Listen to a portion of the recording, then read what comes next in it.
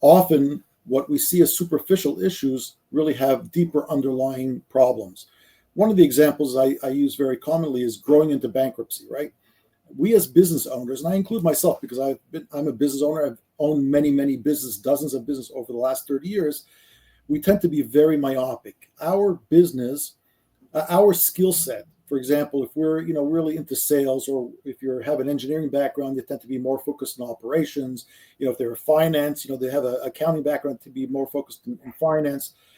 That always seems to be the area where we solve our problems. In other words, if I see that if I'm a sales guy and I see that I'm not making enough money, the answer to all my problems is going to be get more sales. But I use the term, growing into bankruptcy. Often people who are very focused on sales, they'll get more and more sales. And all of a sudden, all they see is, even though they're supposed to be more profitable, all they see is they have less and less money in their bank account. And now they don't have actually any money to run their business, and they start defaulting on payments. And the owner will look at it and say, I don't understand.